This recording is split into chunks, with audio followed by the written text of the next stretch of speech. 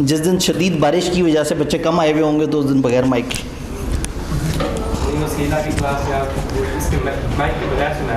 मैंने पूरा session mic इस्तेमाल नहीं किया, चाहे वो जितना मर्जी बड़ा हॉल भी हो, लेकिन इस वक्त जो है ना वो गला कीमती है आप लोगों के लिए, मेरी खैर है।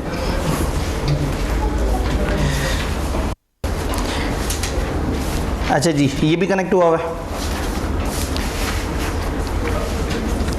और हाँ, ये एक मामला होगा, लाइटों की मैंने सेटिंग तो की हुई है और यहाँ एक बटन से है, लेकिन इस बटन के आसपास जो है ना वो खातून नहीं बैठी। मैं सोच रहा था यहाँ पे जो भी खातून बैठी होंगी बेचारी फंस जाएंगी, लेकिन आखिरी सीट जो है ना खाली छोड़ी हुई है। तो क्या आप इसमें थोड़ी मदद करना चाहेंगी पूरी क्लास में? अगर आप सवाब लेना तो अगर आप एक कुर्सी आगे या दो कुर्सी आगे हो जाएं तो वो, हाँ मतलब आप साथ वाली पे या इस तरह से, ताकि आपका हाथ वहाँ तक इजीली पहुँच जाए, क्योंकि मैं बार बार आपको तकलीफ़ दे रहा हूँ। जज़ाकल्लाह। तो सबसे पहली तकलीफ़, ये सबसे लेफ़्ट वाला जो बटन है ना वो ऑन करना है जी। अब आपने दो बटन नोट कर लेने हैं, सबसे लेफ़्ट वाला और उसके साथ के साथ वाला, मिडल वाला। मिडल वाले को ज़रा एक दफ़ा ऑफ़ करके देखें, इससे हमारे प्रोजेक्टर की विजिबिलिटी, और सबसे लेफ़्ट वाला ऑफ़ करके देखें। जब हमें ये ज़्यादा दिखाना होगा तो हम इस तरह से कर लेंगे। बस अब दोनों ऑन कर। इन बटन्स का कोड रख लेते हैं 1 3, ठीक है। बस जो है ना ये आप इस सारे सवाब में जो है ना साथ शामिल होंगे, ठीक है जी। तो आप लोग वाकई पढ़ने के लिए सीरियस हैं? पूरा सेशन क्यों नहीं पढ़ते फिर?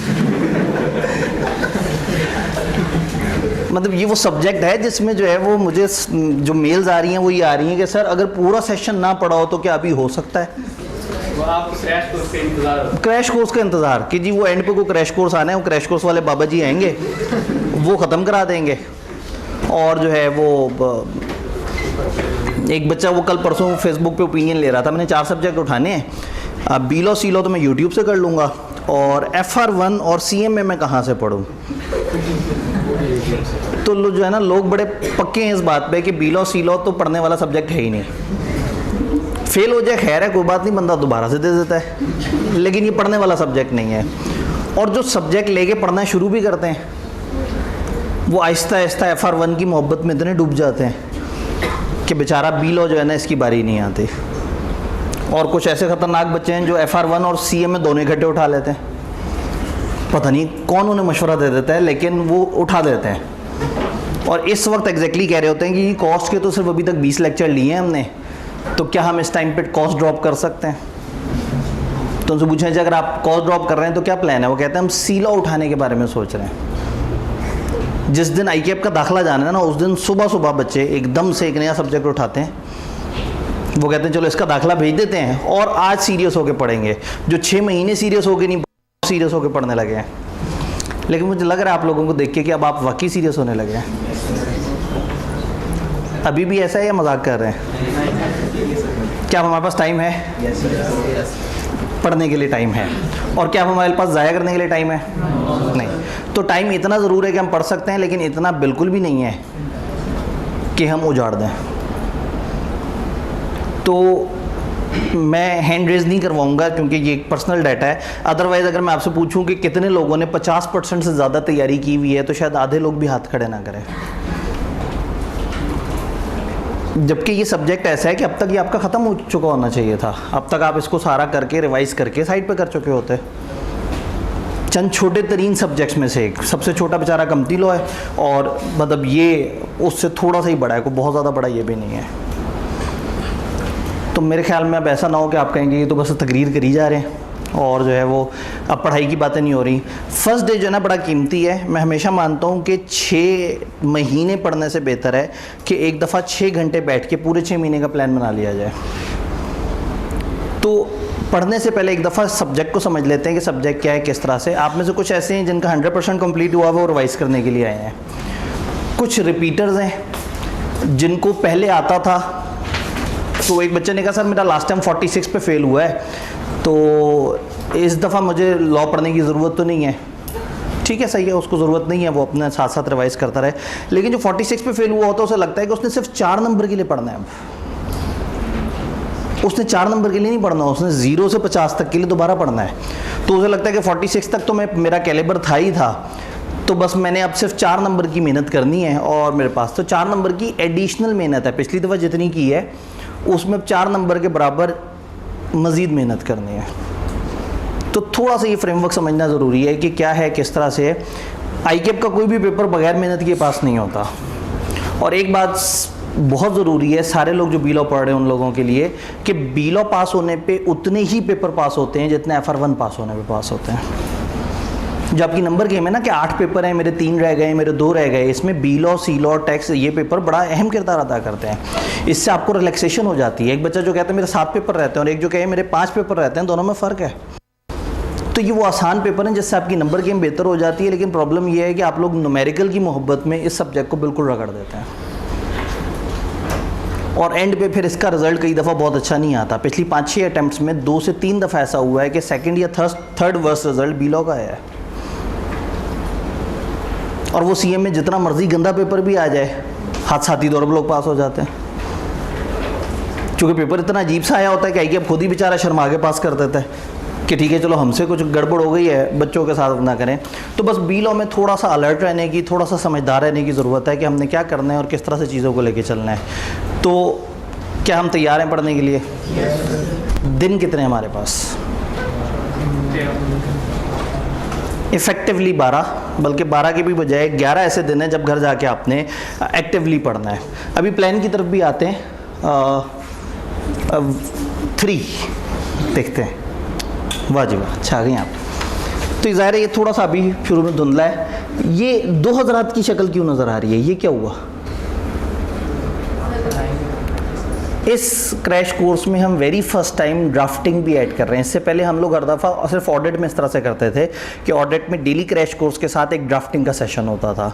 इस वक्त हम लोगों ने ओरिएंटेशन वाले दिन को छोड़ के हर दिन एक सेकंड सेशन ड्राफ्टिंग का भी रखा है। ड्राफ्टिंग मीन्स कि आपने पेपर में लिखना किस तरह से है, और हर चैप्टर जब मैं ख़त्म करा रहा हूँगा तो उसी दिन जो है उसके ऊपर ड्राफ्टिंग में सर उसामा वहीद आप लोगों को थोड़ा सा बता रहे होंगे कि उस चैप्टर के पास पेपर्स किस तरह से डिवाइड हुए हुए हैं, क्रैमिंग वाले कितने थे, लॉजिकल सवाल कितने थे, लॉजिकल सवालों को किस तरह से लेके चलना है। तो ये क्रैश कोर्स 2 फेजेस में हो रहा है।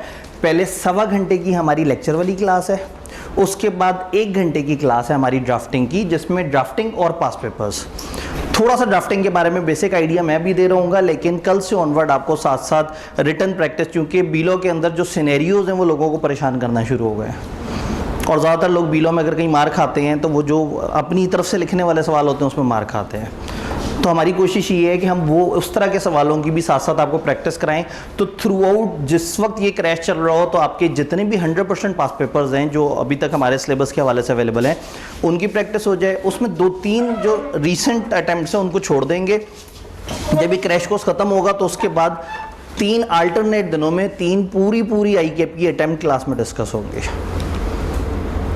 वो हमारी वेव सेकंड होगी। ये अभी फर्स्ट वेव है क्रैश कोर्स की, वो सेकंड वेव होगी, उसमें सिर्फ पास पेपर पूरे। तो जब हमारे ड्राफ्टिंग सेशन चल रहे होंगे तो रीसेंट 3 अटैम्प्ट्स उसमें डिस्कस नहीं हो रही होंगी, बट वो रीसेंट 3 अटैम्प्ट जो है वो फुल फ्लैश पेपर, उसको कैसे पकड़ना था, किस तरह से सॉल्व करना था, सवाल बाय सवाल डिस्कशन, उसके लिए हमारे 3 अलग से फुल लेंथ सेशन होंगे, 3-4-5 घंटे टाइप के। तो ये बेसिकली 2 फेजेस में हो रहा है। कल से ये ड्राफ्टिंग वाला सेशन स्टार्ट होगा। आज ड्राफ्टिंग नहीं है क्योंकि आज ओरिएंटेशन है। आज मैंने एक ओवरऑल आइडिया देना है कि चीज़ें क्या हैं और किस तरह से हैं। ये हमारा ओवरऑल लेक्चर प्लान है। इसमें अगर ये ओवरऑल लेक्चर प्लान है 22 जुलाई से चलते चलते 3 अगस्त तक आइडियली ये है। अब इसमें 3 कॉलम बने हुए हैं। सबसे पहले लेक्चर, कौन से दिन कौन सा लेक्चर होगा। ये हमारा मंडे से सैटरडे तक क्लास चलेगी, फिर संडे यहाँ पे नहीं आ रहा, संडे ऑफ होगा। फिर मंडे से लेके सैटरडे तक क्लास चलेगी, फिर संडे ऑफ है। और ये एक चीज़ है विच इज़ नॉट क्लास, लेकिन ये एक एक्टिविटी है। Second, drafting session. Drafting session हर दिन जो हम पढ़ेंगे उसका ड्राफ्टिंग सेशन होगा। उस चैप्टर के पास पेपर्स, उस चैप्टर के ऊपर डिस्कशन और कुछ सवाल। और ऐसे में टीचर्स जज्बाती हो कि आप लोगों को भी कह देते हैं लिखने का, जिससे बच्चे नाराज़ हो जाते हैं कि जी हमें क्यों लिखने का कह दिया। तो मैं नॉर्मली बच्चों को नाराज़ नहीं करता, मैं आपको पढ़ा रहा हूँगा, लेकिन वो सर उसामा आपको साथ साथ लिखवा भी रहे होंगे और अगर टाइम में गुंजाइश हुई तो कुछ सिलेक्टेड बच्चों को चेक करके उनको साथ साथ बता भी रहे होंगे कि आप ड्राफ्टिंग को कैसे इम्प्रूव कर सकते हैं। तो ये ड्राफ्टिंग के सेशन चल रहे होंगे, ये regular session, then extended special session. पूरे कॉन्ट्रैक्ट एक्ट में ये 3 चैप्टर्स बहुत ज़रूरी हैं, जिनमें से हाफ से ज़्यादा कॉन्ट्रैक्ट एक्ट आता है, तो इन दोनों के ऊपर एक्सटेंडेड स्पेशल सेशन है। ये सेशन फिर 1 घंटे से ज़्यादा बड़ा हो सकता है और उसमें ज़रा ज़्यादा लंबी चौड़ी डिस्कशन हो सकती है। इसी तरह से ये एक एक्सटेंडेड स्पेशल सेशन है चैप्टर 13 के साथ। तो ये 3 जगह पे बड़ा सेशन है, बाकी जगह पे आपके रेगुलर सेशन का मतलब है जो 1 घंटे या 1 घंटे से कम में ख़त्म हो जाए, जिसका टाइम लाइन है 2:30 से 3:30 PM। और चूँकि कमरे और इस तरह की सारे मामलात थे, तो वो फिर एक और रूम में कंडक्ट हो रहा होगा।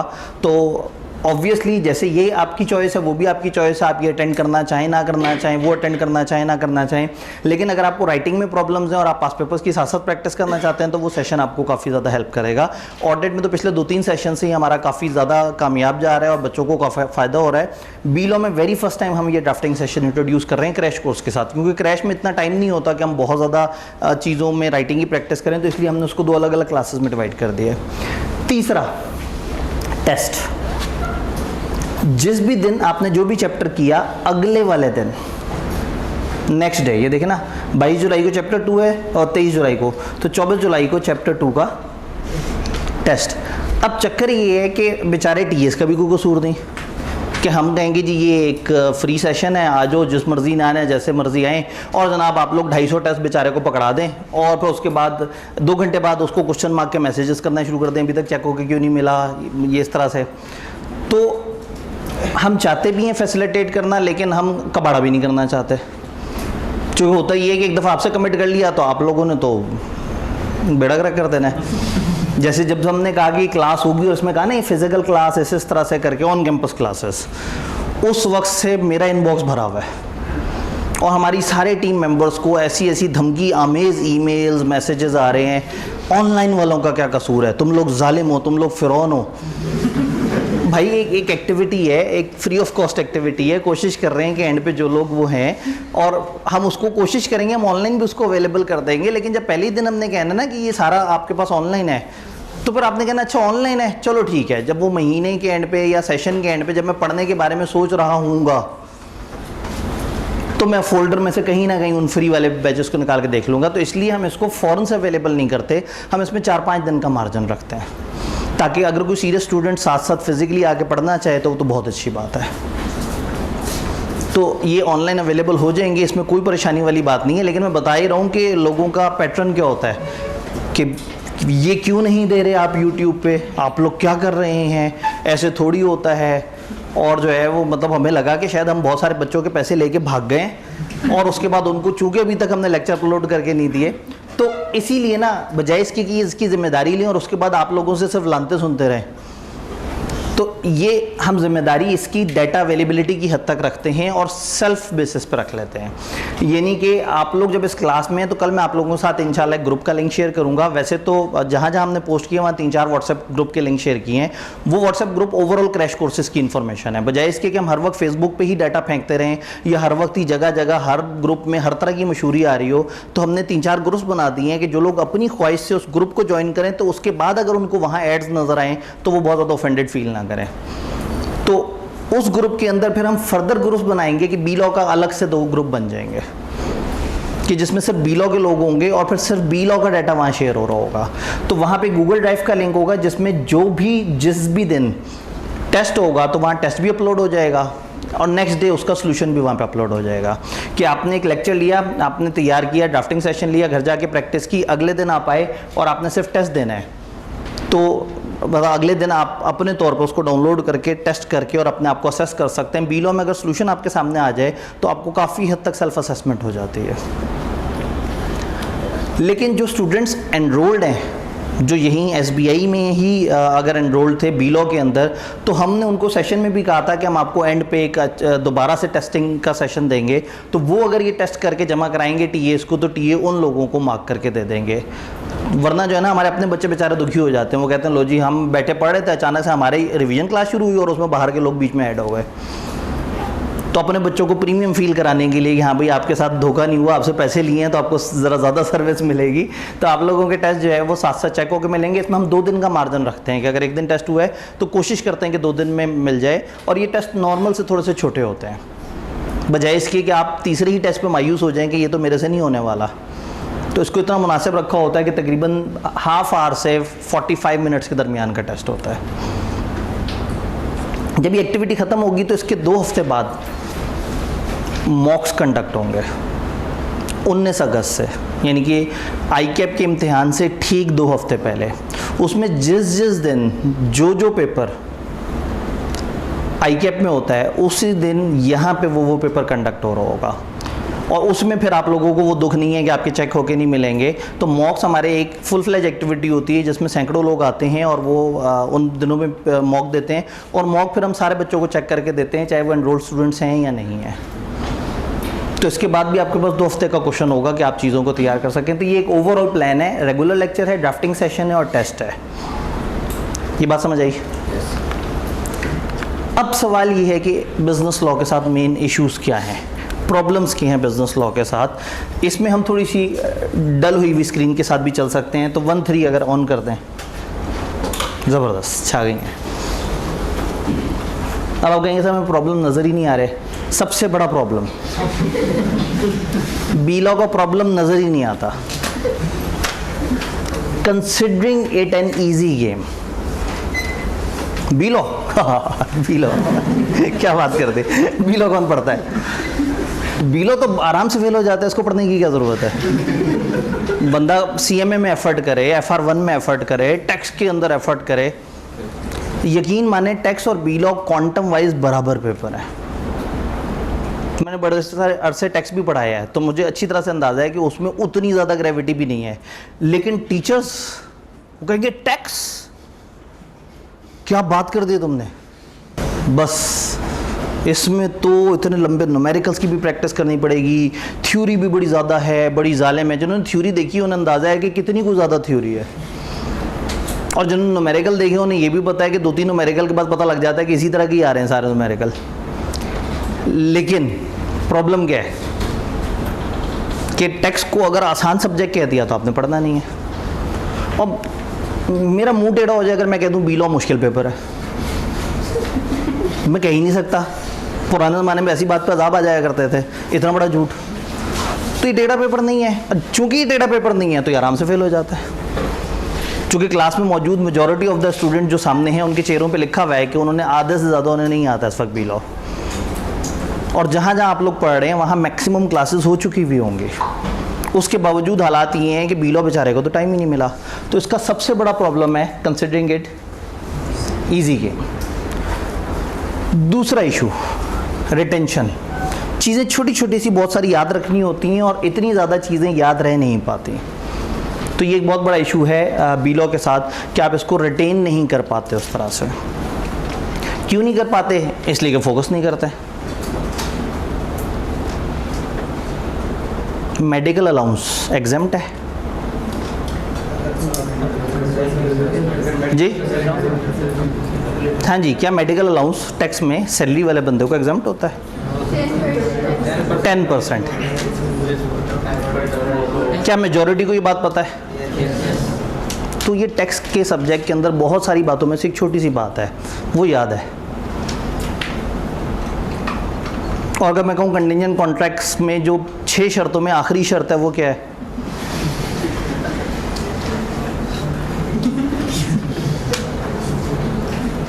सबसे बड़ी वाली शर्त, लिविंग पर्सन का जो फ्यूचर कंडक्ट होता है।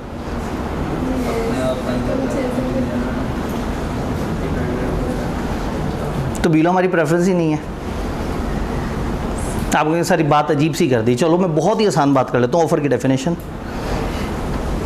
कॉन्ट्रैक्ट टैक्स स्टार्ट ही ऑफर से होता है, तो ऑफर की डेफिनेशन तो सबको उसी तरह से याद हुई हुई होगी जैसे मेडिकल अलाउंस 10% तक एग्जेम्प्ट होता है वाली बात। कुछ लोगों ने कॉन्फिडेंटली सुनाने की कोशिश की और बाकी लोग हैरत से उन्हें देख रहे हैं कि ये बाकी बी लॉ पढ़ते रहे हैं, पागल हो गए हैं, बी लॉ कौन पढ़ता है। तो रिटेंशन का मसला भी असल में यही मसला है कि फोकस नहीं है। बी लॉ हमारी कभी भी प्रेफरेंस नहीं है, और मैं हमेशा कहता हूँ कि बी लॉ पास होने से भी एक पेपर पास होता है और FR1 पास होने से भी एक पेपर पास होता है। तो बी लॉ भी जल्दी पास करने से आपका कॉन्फिडेंस बेहतर होता है कि आपको होता है मैं अगले वाले पेपर्स की तरफ जाऊँ। आई कैप का पेपर किस तरह से अटेम्प्ट करें, आई कैप का क्वेश्चन किस तरह से अटेम्प्ट करें। जो लोग बिल्कुल बिगनर आए होते हैं उनको ये बड़ा चैलेंज होता है कि आई कैप के पेपर को कैसे अटेम्प्ट करें, और जो पहले से भी मौजूद होते हैं सिनेरियो वाले सवालों को अटेम्प्ट करते हैं उन्हें मसला आता है, हम इसके ऊपर भी डिस्कशन करेंगे। देन पुराने ज़माने में एक विलन हमारा AFC होता था और अब हमारा विलन है PRC। जब आप PRC पढ़ते हैं तो कोई से 2 ऐसे सब्जेक्ट बता दें जो आप ज़्यादा पढ़ते हैं, कोई से 2 सब्जेक्ट्स। अकाउंटिंग QM, कुछ का ख्याल डिफरेंट होगा। इस क्लास में कितने ऐसे लोग हैं जिनका ख्याल है कि नहीं ये 2 नहीं, इन 2 में से एक माइनस कर दें, कोई और ऐड कर दें। हाँ जी, इन 2 से कंपैरिजन करना है, इंट्रो और QM। इकोनॉमिक्स आपने इन दोनों से ज़्यादा पढ़ी है? बराबर पढ़ी है उन्होंने, बहुत बड़ी जो लंबी से लंबी जो वो जद्दोजहद की उन्होंने कहा जी वो बस उसके बराबर तक पढ़ी है। क्या 80 to 90% लोगों का यही मानना है कि इंट्रो और QM पढ़ने वाले पेपर हैं? ये दोनों में कोई ख़ास बात है? दोनों न्यूमेरिकल है, दोनों न्यूमेरिकल है।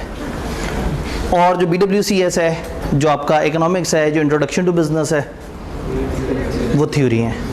बेचारों को थोड़ा सा भी तवज्जो दे दें पास हो जाते हैं, बट अक्सर लोग PRC में रह जाते हैं उन 3 पेपरों में से किसी एक में, ये 2 निकाल लेते हैं फिर भी, और उस एक पेपर की वजह से 6 महीने ज़ाया हो जाते हैं। तो होता क्या है, PRC आपको एक आदत डाल देता है कि थ्योरी तो मजाक होता है, इसे नहीं पढ़ना होता, इसे ज़्यादा से ज़्यादा 1 हफ्ता पढ़ना होता है। न्यूमेरिकल असल चीज़ होती है, न्यूमेरिकल को टाइम देना होता है।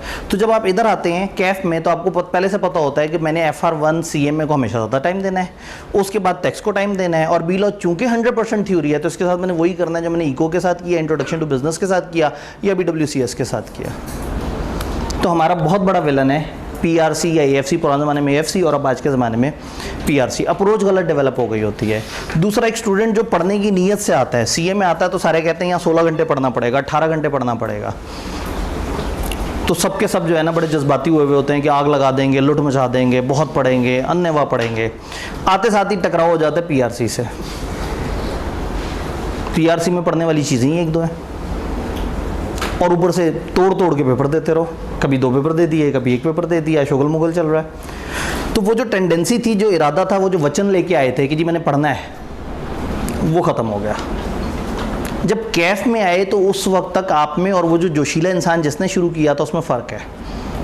अब वो समझता है कि कम पढ़ने से भी पास हो जाता है, ना उसको लिखने वाले इम्तिहान की प्रैक्टिस है, उसको सिर्फ MCQs की प्रैक्टिस है। तो बेसिकली ये हमारा एटीट्यूड गलत कर देता है PRC, जिसके बाद इसका इम्पैक्ट बाकी सब्जेक्ट्स पे तो पढ़े सो पढ़े, बिजनेस लॉ पे सबसे ज़्यादा पड़ता है, क्योंकि आप नॉन सीरियस भी हो जाते हैं और थ्योरी को सही से फोकस भी नहीं करते। एंड देन फाइनली शॉर्टकट या सिलेक्टेड स्टडी। एक तो पहले आपका दिल नहीं करता बिजनेस लॉ पढ़ने का, ऊपर से फेसबुक पे अचानक से कुछ सूरमा आते हैं, कुछ चैम्पियंस आते हैं, कुछ फिलोसफर आते हैं, PhD फिलोसफर, जिनका पिछली 3 दफ़ा से B-Law रुका हुआ है। वो कहते हैं आओ बच्चों मैं बताता हूँ पढ़ने का तरीका क्या है। चैप्टर नंबर 3 कर लो, चैप्टर 4 में वो टॉपिक छोड़ के बाकी कर लो, चैप्टर 5, 8 को रहने दो, 9 का वो टॉपिक कर लो, 10 पूरा कर लो, 7 में इस तरह से कर लो, और यूँ करके आपको को 40% ऑफ द सिलेबस बना के दे देते हैं कि 90% तो पेपर इसमें से आना है। तो आप सोचते हैं कि क्लासों में जो 17 साल से पढ़ा रहे हैं वो तो पता नहीं बेवकूफ़ लोग हैं, उन्होंने हमें क्यों नहीं टोटका बताया। ये जो मुर्शद इस वक्त फेसबुक वाला है, जो फेसबुक पे आके हमें गाइड कर रहा है, पता नहीं कौन एनोनिमस पार्टिसिपेंट है, और लिखा हुआ भी हो तो आप उस पर क्लिक करेंगे तो उसकी क्वालिफिकेशन में भी PhD लिखा हुआ होगा, बना हुआ तो फेक ही अकाउंट होगा।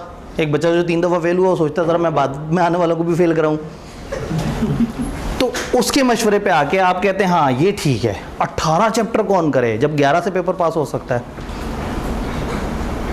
और पेपर ख़राब होता है तो फ़ौरन से उस बंदे को मैसेज करते हैं तुमने क्या किया हमारे साथ, वो कहता है पहली दफ़ा ऐसा हुआ वरना तो हर दफ़ा सही रहता था। मैंने इसलिए नीचे लिखा था डिस्क्लेमर में कि इस पर भरोसा मत करना। वो भाई साहब तो डिस्क्लेमर लिख के फारिग हो गए। तो सिलेक्टेड स्टडी ये भी बहुत बड़ा विलन है, इतना ज़्यादा है ही नहीं कि छोड़ा जाए। कोई मुझे सिलेक्टेड स्टडी अगर आके कहे ना ऑडिट के अंदर कि सर वो बहुत बड़ा सिलेबस है, उसके अंदर मैं थोड़ा घबरा रहा हूँ, अच्छा वो वाले चैप्टर का उतना पोर्शन छोड़ दूँ, तो शायद मैं उस बंदे को फिर भी प्रूडेंट इंसान काउंट करूँ कि चलो थोड़ा घबरा रहा है। और वो जो बीलो में आके कहता है सर मैंने चैप्टर छोड़ना है, जिसमें 5 चैप्टर तो हैं ही 2 सफ़े के, 1-2 सफ़े के, तो वो ज़्यादती वाली बात है।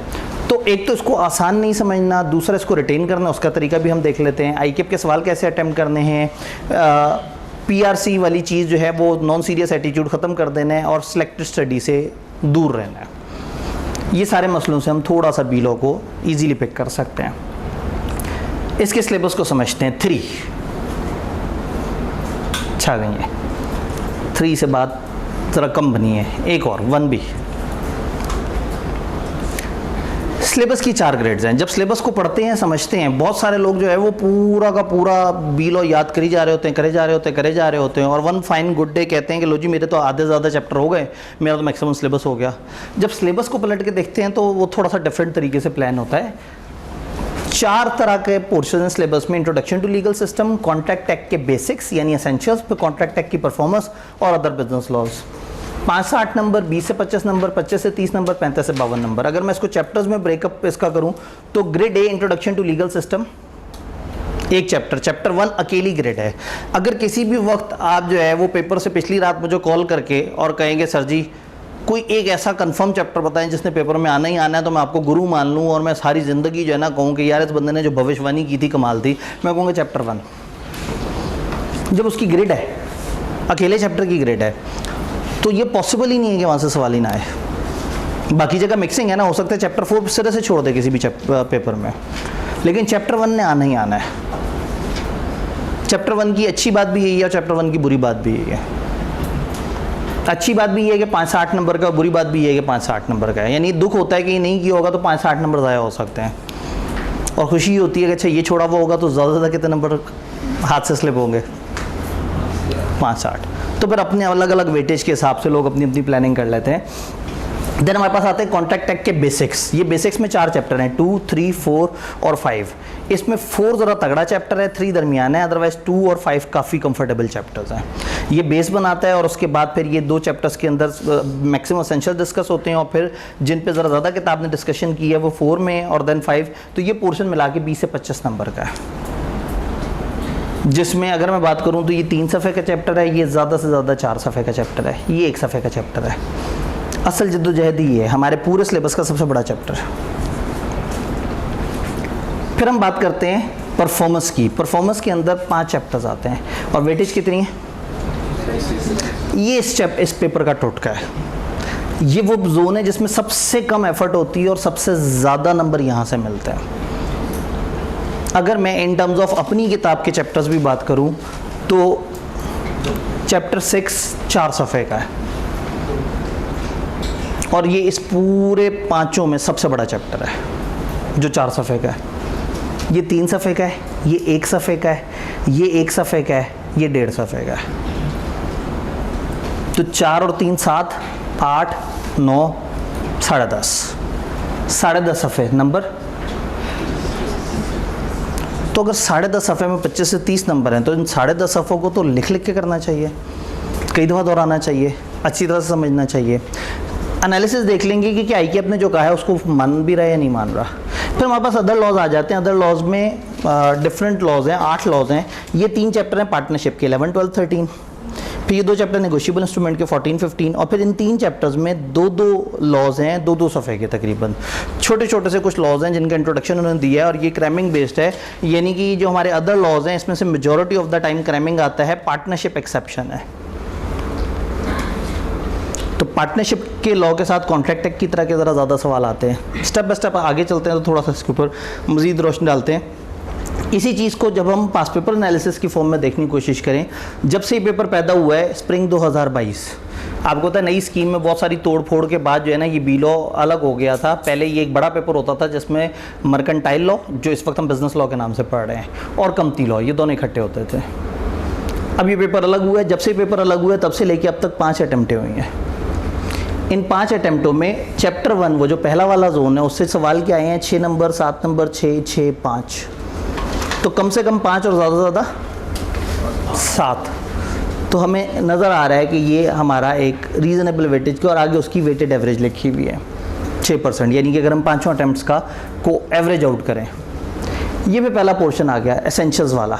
आई कि अपने कहा था 20 से 25%, 25, 20.5, 25, 24, 23, तो इस एक अटैम्प्ट को छोड़ के वो तकरीबन 25 के करीब करीब है। ऐसे ही है। ये जितने भी यहाँ क्लास में लेक्चर्स होंगे इन सारों की स्लाइड्स भी ग्रुप में शेयर कर दी जाएगी। अभी हमारे पास ओवरऑल ग्रुप है, मेरे ख्याल में बी लॉ का भी ग्रुप बना हुआ है और आप में से कुछ ने उसे ज्वाइन किया होगा, लेकिन मैं कल स्पेसिफिकली उसका लिंक वगैरह या उसका QR कोड भी सामने शेयर कर दूंगा ताकि आप लोग उसे ज्वाइन कर लें, ताकि फिर बजाय इसके कि हम सारे ग्रुप सारे ओवरऑल ग्रुप्स में बी लॉ की बहुत सारी बातें करें, हम अपने बी लॉ के ग्रुप में आएंगे, बाकी सबसे साइड पर हो जाएंगे और उसमें बी लॉ के अंदर ये सारी बातें करते रहेंगे। तो जिस दिन जो पढ़ेंगे उसकी सॉफ्ट कॉपी आप लोगों के पास पहुँच जाएगी। गूगल ड्राइव का लिंक भी होगा, उसमें फोल्डर बने हुए होंगे, डिवाइस लेक्चर उसमें जा भी रहे होंगे। तो इस वक्त फोकस करना है समझने पे, डाटा आपको ये सारा मिल जाएगा। 25% से 30% की जो ग्रिड थी उसमें 26, 29.5, 29.5, 31, 31, यानी 25 से 30% में वो ऑन एवरेज 30% के करीब हैं, 20 से 25 वाले में 25 के करीब हैं। यानी इसका मतलब है उन्होंने राइट वाली चीज़ को ज़्यादा सीरियस ले ली है। इसका मतलब है कॉन्ट्रैक्ट टैक्स से वो तकरीबन 54-55% पेपर बना रहा है। फिर अगर अदर लॉस को तोड़ दें, पार्टनरशिप से 20%, नेगोशिएबल इंस्ट्रूमेंट से ऑन एवरेज 8%, उसमें प्लस माइनस है, और जो बाकी की 3 चैप्टर्स हैं उनसे ऑन एवरेज 13%। तो टिपिकली हमने देखा है कि 12, 13, 12, 14 इस तरह से करके वो 12, 13 नंबर के सवाल जो है उन 3 चैप्टर से मिला के पूछ रहे होते हैं, और इधर इन दो में से कभी किसी एक और दोनों की मिक्सिंग से वो 8, 7, 9 नंबर के सवाल यहाँ से बना लेते हैं। और फिर अगेन इधर भी पार्टनरशिप उनको काफ़ी पसंद है और ऑन एवरेज 20% है। रिसेंट डेटा में तो 26.5 पे चला गया था। बात समझ आई? जब ये सारी चीज़ें समझ आ जाती हैं तो हमें ये पता लग जाता है कि हर ग्रेड में कोई ऐसी चीज़ है जो बाकियों से मुनफरिद है। जैसे ये देखिए, ये 11% अपने अंदर ये अलग से खेलता नज़र आ रहा है, ये 11% अलग से फील हो रहा है, ये 10-9% अलग से नज़र आ रहे हैं। तो इसको थोड़ा सा डिफरेंट तरीके से एनालाइज करें तो हमारे पास सुपर इंपॉर्टेंट 6 चैप्टर्स सामने आते हैं। ये 6 चैप्टर्स जिनके ऊपर ज़ीरो कंप्रोमाइज़ होना चाहिए और जिनको हमने बहुत ही शानदार तरीके से तैयार करना है। 55% ऑफ द पेपर, आधे से ज़्यादा पेपर 6 चैप्टर्स में से आ रहा है।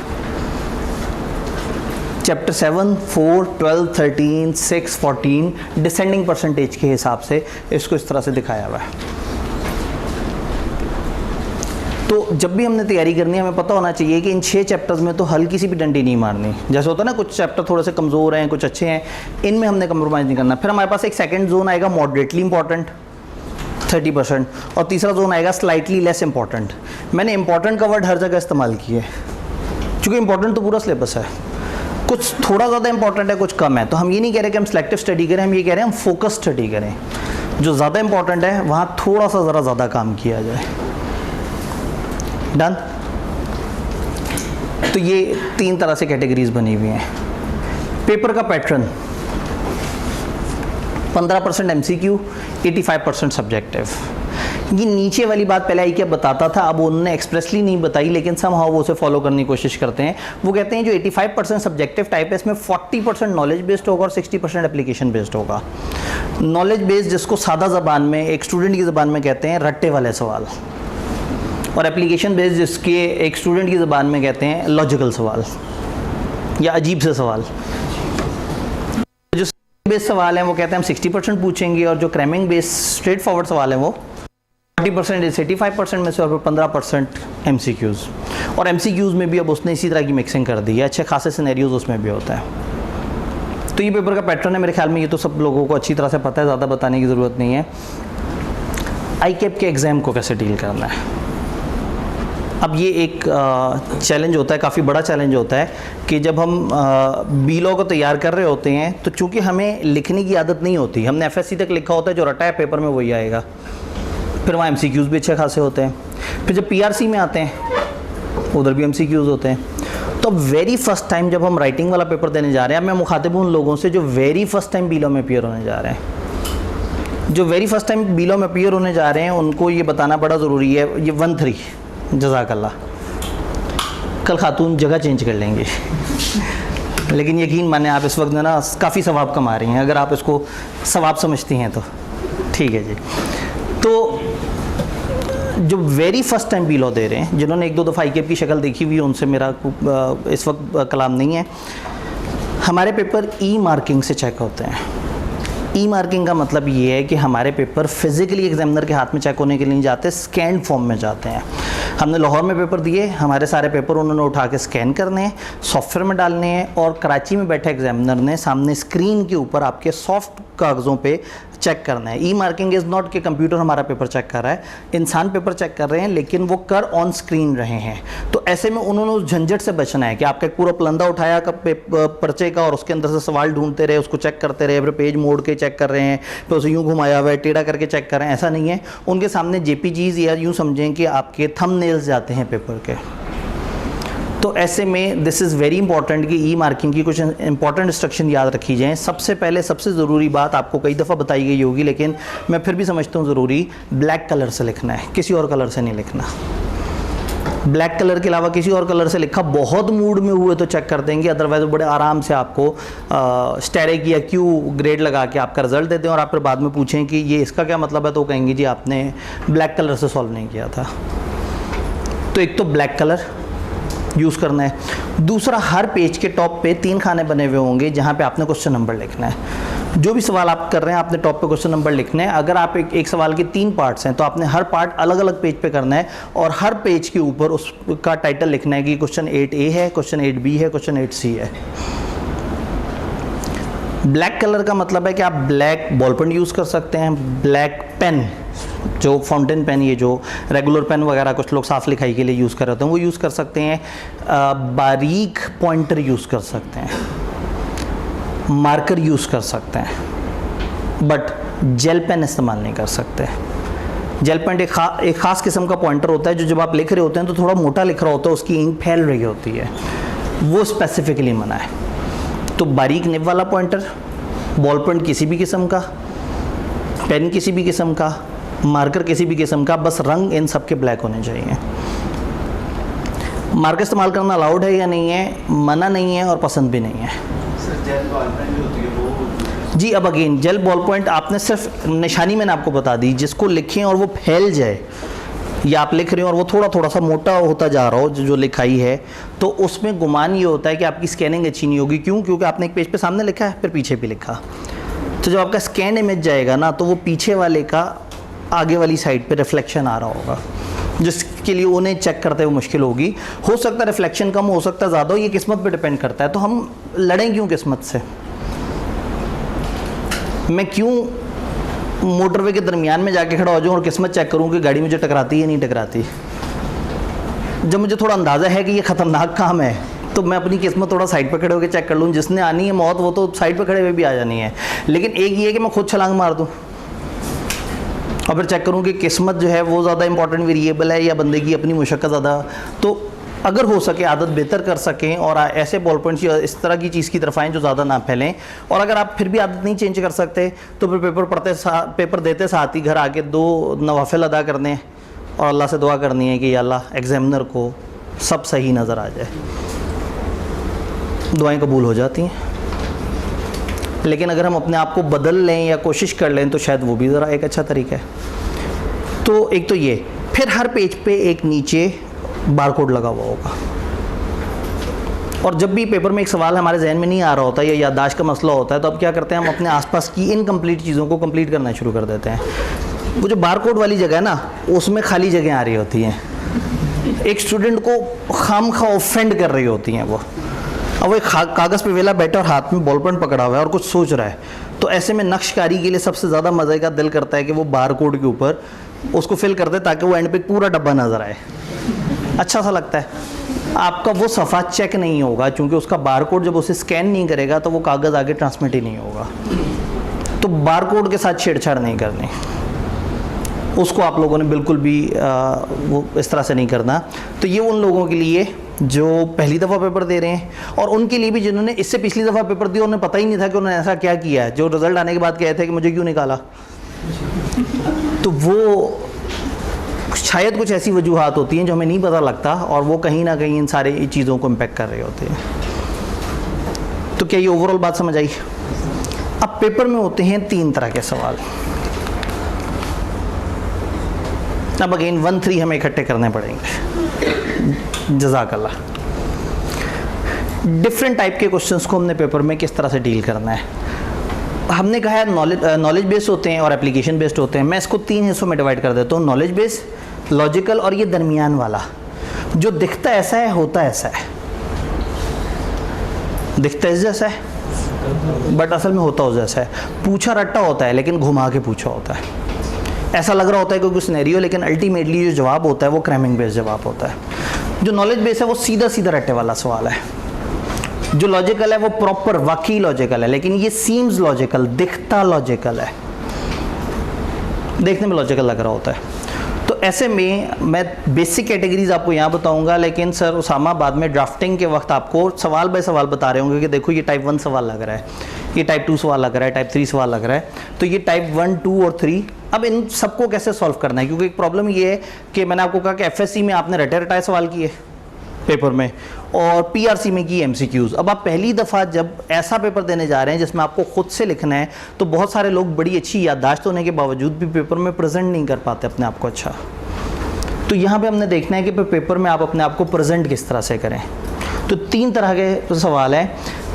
एक टिपिकल बीलॉ के पेपर में 23-24 पार्ट्स होते हैं and this is very easy कि हर पार्ट में एक नंबर एम ही मिस हो जाता है हमसे थोड़ी सी गैर एहतियाती की वजह से, और आपके पास मार्जिन इतना है ही नहीं। अगर एक बच्चा 42 पे फेल हुआ है तो जो पास होने वाला है वो 70 पे पास नहीं हुआ हुआ, वो 52-53 पे पास हुआ हुआ है।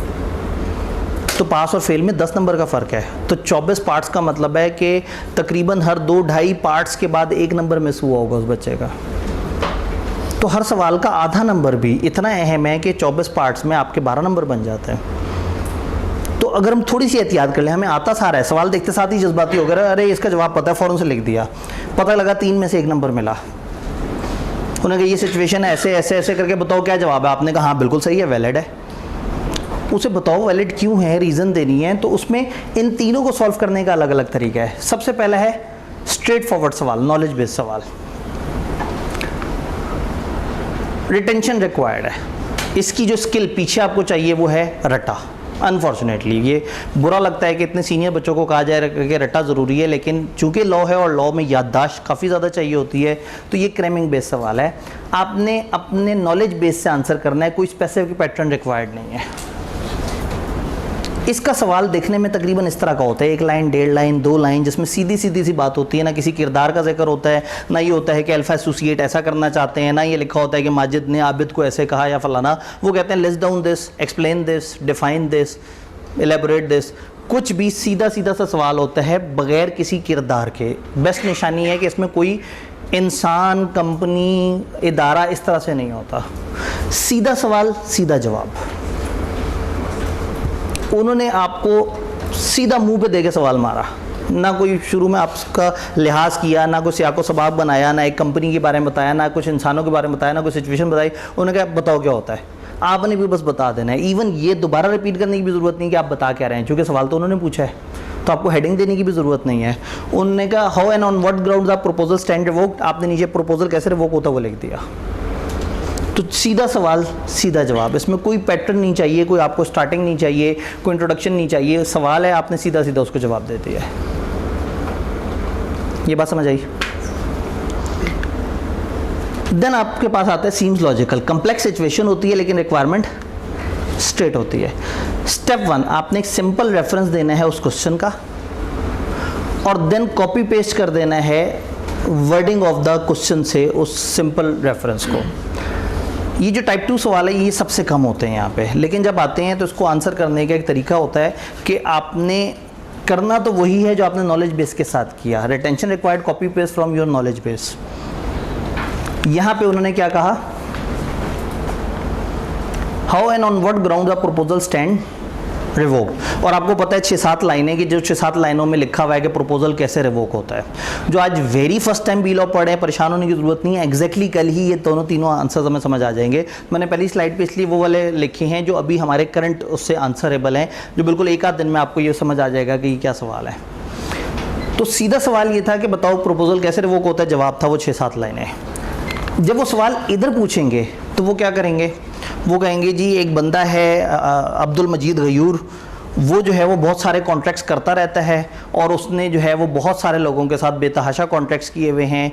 आप चूंकि बिजनेस लॉ के एक्सपर्ट हैं, वो आपके पास आया है, आपसे वो मशवरा लेना चाह रहा है। वो ये कह रहा है कि मैं बहुत ज़्यादा कॉन्ट्रैक्ट्स ऐसे होते हैं जिसमें मैं प्रपोजल देता हूँ, जिसमें मैं ऑफ़र देता हूँ, लेकिन एक बात मुझे समझ नहीं आती कि ऐसी क्या सिचुएशन है जिसकी वजह से प्रपोजल रिवोक हो जाता है। तो you are required to guide mister, वो जो कौन थे, अब्दुल मजीद गयूर। तो you are required to guide mister Abdul Majeed Ghayur about how and on what grounds proposal stand. पूरी कहानी बताई, एंड पे वही पूछा जो सीधी लाइन में पूछा जा सकता था। अब प्रॉब्लम ये है कि आपको जवाब आता है, आपने क्या करना है, आंसर के ऊपर शुरू की 2-3 लाइनें छोड़ देनी है और नीचे अपना रटा रटाया जवाब लिख देना है जो आप टाइप 1 सवाल में लिखते हैं। आपने 6-7 लाइनें लिख दी। अब ऊपर आपने एक छोटा सा पैरा सजाना है, 1.5 लाइन, 2 लाइन, 2.5 लाइन या शायद 1 लाइन, जिसमें आपने सवाल से रेफरेंस पकड़ना है। सवाल के एंड पे लिखा था कि guide mister Abdul Majeed Ghayur how and on what grounds proposal stand revoked. तो आप कहेंगे we shall guide Abdul Majeed Ghayur that following are the grounds on which proposal stand revoked. सवाल के अंदर से ही आपको लिखाई मिल जाएगी। जो आखिरी लाइन होगी ना रिक्वायरमेंट की, उसी को थोड़ा सा मोल्ड कर देना है, थोड़ी सी इंग्लिश इस्तेमाल करनी है, अपनी ज़ाती इंग्लिश को महफूज रखना है टाइप 3 सवालों के लिए। मार्किंग स्कीम आईकैप देता है हर सॉल्यूशन के साथ। मार्किंग स्कीम पिछले काफ़ी अटैम्प्ट से आ रही है जिसमें उन्होंने बाकायदा बताया होता है किस चीज़ के कितने नंबर हैं। इस तरह के सवाल में वो कहते हैं सिनेरियो से रिलेट करने का आधा नंबर, 3-4 नंबर के सवाल में, और अगर 5-6 नंबर का सवाल हो कहते हैं 1 नंबर सिनेरियो से रिलेट करने का। पूछा रट्टा है उन्होंने, तो रट्टा तो आपने लिख दिया है, लेकिन वो उन्होंने 1 या आधा नंबर रखा है सिर्फ इस बात का कि आप उसको रिलेट करें। वो कहेंगे यार हम इतनी ज़्यादा हमने ड्रामेबाजी की, हमने इतनी फनकारी की और तुमने आगे सीधा सीधा रटा रटाया जवाब लिख दिया, को थोड़ा सा एहतराम तो करो हमारी जिद्दोजहद का। तो आप कहेंगे ठीक है जी मैं आपका ख्याल करता हूँ, इखलाकी तौर पे आपने बड़ी मेहनत की, तो आपने जो सिनेरियो पूछा उसमें आपके मिस्टर अब्दुल मजीद को मैं ये अपना रटा हुआ जवाब बताऊंगा।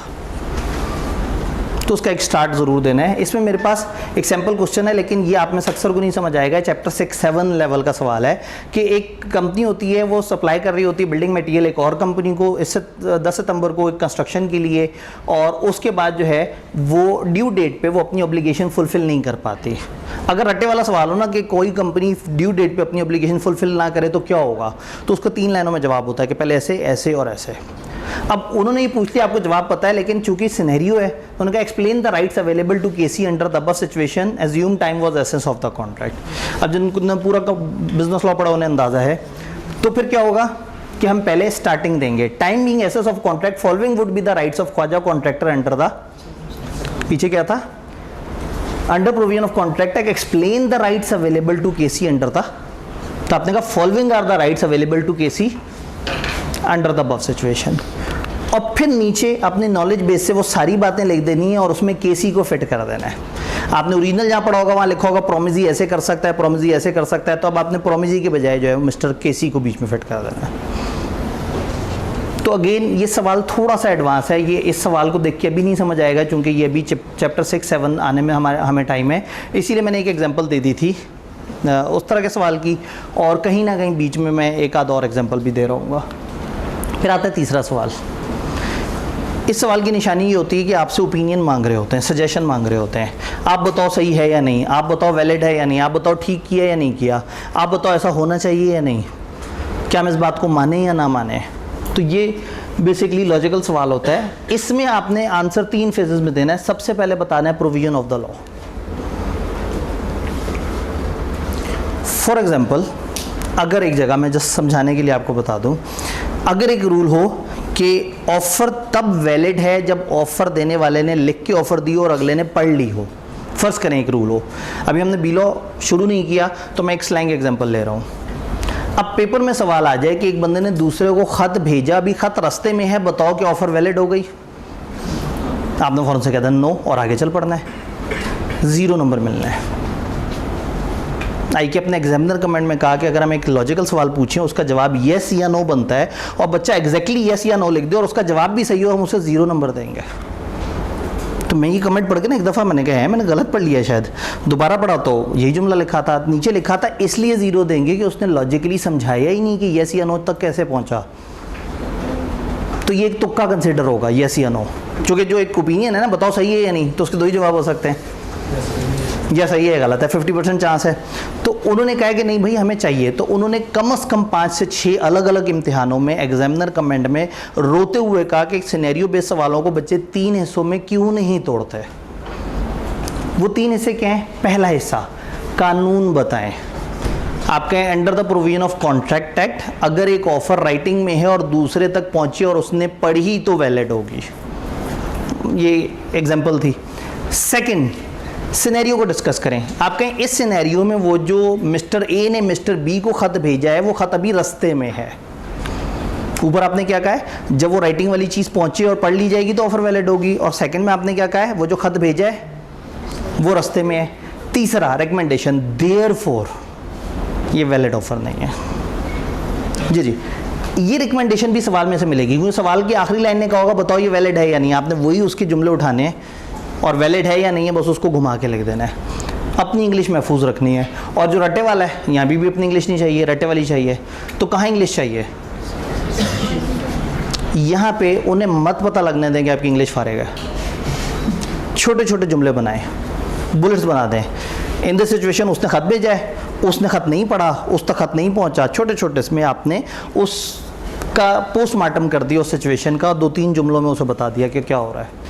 पहले कानून बता दिया, फिर बताया सिचुएशन में क्या हो रहा है, और एंड पे हाँ या ना में जवाब दे दिया सवाल की वर्डिंग के हिसाब से। भाई कुछ कहना चाहते हैं? सर जो क्वेश्चन की वर्डिंग होती है उसमें एज इट इज लिख सकते हैं आंसर में? जी, क्या क्वेश्चन की wording as it is answer में दोबारा लिखें? क्यों लिखें? टाइम नहीं प्यारा हमें, डिस्कशन करके नहीं, एक आधी लाइन। हाँ वो एक आधी लाइन यहाँ लिखें रिकमेंडेशन के वक्त, और पूरा सवाल नहीं, आपने सिर्फ उसका जो एंड वाला पॉइंट है, सिर्फ एंड पे जो रिक्वायरमेंट वाली चीज़ है वो रिप्रोड्यूस करनी है। कुछ बच्चों को आदत होती है वो सवाल रिप्रोड्यूस करते हैं पेपर में, आई कैप में ऐसा बिल्कुल नहीं करना होता। अगर आप पहली दफ़ा आई कैप का एग्ज़ाम दे रहे हैं तो यहाँ बोर्ड वाला चक्कर नहीं है, जो जितना ज़्यादा पेजेस तक फैलाएगा, जो जितनी ज़्यादा हेडिंग्स देगा उसको नंबर मिलेगा। यहाँ टू द पॉइंट सही बात आपने लिखी है तो ठीक है। हाँ, ये टाइप 1 सवाल है, उसमें समटाइम क्या होता है कि उन्होंने कहा प्रपोजल कैसे रिवोक होता है। अब आपको बताओ वहाँ 7 लाइनें, नंबर देखिए 4, आपने सोचा 4 नंबर है तो मैं क्यों इतना टाइम वेस्ट करूँ, मैं 4 लाइनें लिख देता हूँ। अगर आपको 7 लाइनें आती हैं तो 7 लिख दें। ऊपर की 3 लाइनें लिखने पे आपको 1 मिनट भी नहीं लगना, लेकिन अगर उसकी वजह से एक आध नंबर ज़ाया होने का खदशा था तो वो कीमती चीज़ थी। तो क्रैमिंग वाले सवाल में मैं अक्सर ये कहता हूँ कि अगर कम और ज़्यादा में डाउट हो तो हमेशा ज़्यादा लिखें। क्या ये बात समझ आ रही है? इसकी भी एक केस स्टडी एग्जांपल है, जस्ट वो ये स्टेप समझाने के लिए। Mister Sibbi wrote a letter to mister Koyta and offered him in following words. अब ये एक एग्जांपल है, ये एग्जांपल भी चैप्टर 2 से ही रिलेट कर रही है, जो हमारा वेरी फर्स्ट चैप्टर है। तो मेरा ख्याल ये था कि अगर आज हमें ओरिएंटेशन में ज़्यादा टाइम लग गया तो मैं ये डिस्कशन कल लेक्चर के एंड पे कर रहा हूँ। तो अभी हम इस सवाल को होल्ड भी कर सकते हैं कि कल जब हमने वो सिचुएशन समझी हुई होगी तो ये उसको समझना थोड़ा सा आसान हो जाएगा। ये नहीं, इसको आंसर करते हुए हमने यहाँ पर लॉ बताया है, यहाँ पे उस सिचुएशन के अंदर से थोड़ी सी डिस्कशन की और एंड पे जवाब दिया है, और जो जवाब दिया है ना वो सवाल में से निकाला है। As per requirement of Contract Act 1872, please specify any deficiency in above offer, whether it can be graded a correct offer। और हम जब एंड तक पहुँचे तो हमें समझ आया कि ये सही नहीं है, तो हमने वहीं से उनके अल्फाज पकड़े। It would not be graded as a, examiner भी कहे कि बच्चा बड़ी इंग्लिश लगा रहा है, कागज़ पे क्या बात है, क्या इंग्लिश लिख दी। तो अपनी इंग्लिश की कोताहियों को महफूज रखना है, एग्जामिनर को नहीं पता लगने देना। ये छोटी सी बातें हैं। ओवरऑल टिप्स की बात करते हैं, अगर 1 और 3 दोनों ऑन हो जाएं। जज़ाकल्लाह। क्या पेपर के प्रॉब्लम समझ आ रहे हैं? पेपर के प्रॉब्लम में हमने इसको आसान लिया था, ले लिया आसान, ठीक है। टाइम गुजर गया, 5वीं क्लास में आप बहुत ज़्यादा नहीं पढ़ते थे, फिर पढ़ने में दिल ही नहीं लगता था। तो आप सोचते हैं अगर मैं उस वक्त पढ़ने वाला बच्चा होता तो आज मैं मेडिकल कॉलेज में बैठा होता या बैठी होती। तो क्या 5वीं दोबारा आ सकती है? अच्छा, सीए में बैठे बैठे ये सोचना कि मेरे साथ वाले इंजीनियरिंग में तो सेकेंड ईयर में पहुंच गए। क्या आप आज से 2 साल पीछे जाके, 1.5 साल पीछे जाके दोबारा से उस रूट में जा सकते हैं? नहीं। तो पीछे तो मुड़ के देखना ही नहीं है, देखना आ गया है। तो आज मैं ये अजम्पशन ले लेता हूँ कि पीछे पता नहीं आप अच्छे थे या नहीं थे, आप लोग ज़ीरो पे बैठे हैं और आज से हमने ऑनवर्ड सोचना है कि हमने पेपर पास करना है। अब सवाल ये कि क्या दिन काफ़ी हैं? 12 दिनों में से एक ओरिएंटेशन है जिसमें हमने पहले सब्जेक्ट को समझना है। सब्जेक्ट हमें समझ आ गया, contract act is more than half of the paper. Contract act का लॉ, हमारे पेपर में 10 लॉ हैं, उन 10 में से एक अकेला कॉन्ट्रैक्ट एक्ट है जिसकी 55% वेटेज है। फिर तकरीबन 5-6% वेटेज है एक और लॉ की जिसको कहते हैं आईन पाकिस्तान। 1973 का जो कॉन्स्टिट्यूशन है वो हमारे सिलेबस में शामिल है। चैप्टर 1 के पीछे जो लॉ है वो 1973 का आईन है। फिर उसके बाद हमारे पास एक पार्टनरशिप का लॉ है, नेगोशिएबल का लॉ है और 6 और छोटे छोटे से लॉज हैं। तो वो 8 लॉ की जो मिला के वेटेज है वो 35-40 नंबर के करीब करीब औसतन आ रही है। उसमें भी पार्टनरशिप उनका सबसे ज़्यादा पसंद है। कॉन्ट्रैक्ट एक्ट और पार्टनरशिप से पहली प्रेफरेंस होती है उनकी लॉजिकल सवाल की, और अगर लॉजिकल सवाल का कोटा पूरा हो जाए तो जो बाकी कोटा बच गया और नंबर अभी भी रहते हैं तो वो रट्टे वाला सवाल पूछ लेते हैं। लेकिन चैप्टर 1, चैप्टर 15, चैप्टर 16, 17, 18 इन 5 चैप्टर से आज तक लॉजिकल सवाल नहीं आया। आज तक 5 चैप्टर्स में से चैप्टर 1 और 15 से लेकर 18 तक, यानी कि जो लीगल सिस्टम है वहाँ से हमेशा रट्टे वाला सवाल, और चेक में से हमेशा रट्टे वाला सवाल, और उसके बाद वो जो 3 अदर लॉज वाले चैप्टर हैं जिसमें 6 लॉज हैं जिनमें ज़्यादातर डेफिनेशंस वगैरह ही पूछी हुई हैं, वहाँ से लॉजिकल सवाल नहीं आता। 14 इज़ अ मिक्सिंग, ज़्यादातर रट्टे वाला सवाल लेकिन कभी कभी लॉजिकल सवाल। तो पेपर तैयार करते हुए लॉजिकल अंदाज में जिन चैप्टर्स को पढ़ना है वो कॉन्ट्रैक्ट एक्ट और पार्टनरशिप है, जिसको समझना है बाद में याद करना है। और चैप्टर 1 हो गया या 15 से लेके 18 तक हो गया, उसे समझना सेकंड प्रेफरेंस है, रट्टा मारना फर्स्ट प्रेफरेंस है। क्योंकि उन्होंने क्या किया, इतने बड़े से लॉ के बीच बीच में से चंद चीज़ें दे दी हैं और आपस में कनेक्ट भी नहीं कर रही, तो समटाइम नहीं समझ आ रहा होता कि ये फाइनेंशियल इंस्टीट्यूशन की डेफिनेशन में ये 15 चीज़ें क्या हैं। अजीब अजीब से नाम होते हैं और ICAP ने नहीं पूछना कि इस नाम की अंदर गहराई बताओ, क्योंकि उन्होंने तो सिर्फ डेफिनेशन बताई है। तो उस केस में हमने फिर लॉजिक को साइड पर रख देना होता है और उसको फिर क्रैम कर लेना होता है। तो अगर आप ओवरऑल टिप्स एंड टेक्निक्स में से पूछें तो मैं 100% यकीनी तौर पे ये मानता हूँ कि जिन लोगों को क्रैमिंग नहीं करनी आती उन्हें लिख लेना चाहिए, उन्हें चैप्टर को दरमियान में लिख लेना चाहिए। अब इतना टाइम नहीं है। अगर आप मुझे सेशन के स्टार्ट में मिले होते या मिडवे भी कहीं मिले होते तो मैं आपसे कहता कि डेली का डेली आपने साथ साथ लिखना है। इस वक्त डेली आप लिखने बैठे तो मुश्किल में आ जाएंगे। हाँ, हर दिन जो चैप्टर ख़त्म हो आपने एंड पे एक दफ़ा कहना है कि सर ज़रा इसमें बता दें कि क्रैमिंग स्पेसिफिक कौन से पॉइंट ज़्यादा है। तो हो सकता है मैं आपसे कह दूँ भी चैप्टर 2 में से ये 2 ऐसे टॉपिक्स हैं जो ज़रा जिसमें याददाश्त की ज़्यादा ज़रूरत है, तो कम से कम आप उतना तो लिख लें। एक दफ़ा जिसको लिखने वाली आदत पड़ जाए उसका फिर दिल करेगा कि वो सारी ही किताब को लिख ले। कोई इतना बड़ा सिलेबस नहीं है, आप आज से भी लिखना चाहें तो लिख सकते हैं, लेकिन मैं ये अजम्पशन नहीं ले रहा कि आप अभी भी बहुत ज़्यादा सुधर गए हैं, क्योंकि ये इरादा आपके दिल में 2-3 दफ़ा आया है। जब आप क्लास में पढ़ने लगे तो आपने कहा मैं PRC वाली गलतियाँ रिपीट नहीं करूँगा। फिर जब रिज़ल्ट आया बाकी कैफ के स्टूडेंट्स का, आपका तो नहीं आया था, आपने देखा बड़े मायूस बैठे हैं। जिससे पूछा उसने कहा मैं पढ़ता नहीं था, बेवकूफ़ आदमी, मैं पढ़ूंगा। सेशन के दरमियान में पहुंचे, आपने कहा अभी ईद करीब है, ईद के बाद पढ़ूंगा। ईद से वापस आए तो अगले दिन से पूछना शुरू हो गए 9-10 मुहर्रम की छुट्टियां कब आ रही हैं, चूँकि उसके बाद पढ़ना शुरू करना है। तो यकीन माने अब तक तो आपको 2 दफ़ा ख़त्म कर लेना चाहिए था सिलेबस। लेकिन अगर अभी तक आप इस उसमें हैं कि जी मैं आइंदा पढ़ूंगा, कभी ना कभी पढ़ूंगा, तो बस वो वक्त आ गया है। एक दिन आज का गुजर गया और आज घर जाके कोई काम नहीं है। अगले 11 दिन आप अगर साथ साथ चलते हैं, एक टिपिकल सवाल जो मेरे पास हमेशा मेल्स में, मैसेजेस में, जगह जगह आता है कि जी अगर मैं आज से पढ़ना शुरू करूं तो क्या ये क्रैश कोर्स काफ़ी है? ये क्रैश अभी भी बड़े अच्छे टाइम पे हो रहा है। एक ज़माने में ICAP में ये 5-6 को या 10-12 अगस्त के आसपास होता था, 5 दिन होता था। और जो उन 5 दिन में भी आके ऐसे ही जुमले कहते थे जी मैंने नहीं पढ़ा, तो मैं कहता था भाई ये 5 दिन साथ साथ पढ़ लो। और रिज़ल्ट के बाद उनमें से दर्जनों लोगों की मेल्स आती थी कि जी हमने रिज़ल्ट वो मतलब उस वक्त पढ़ना शुरू किया तो हमारा पेपर भी पास हो गया। तो तौबा का दरवाज़ा मुसलसल खुला है, लेकिन जब मौत हलक तक आ जाए तब बंद हो जाता है।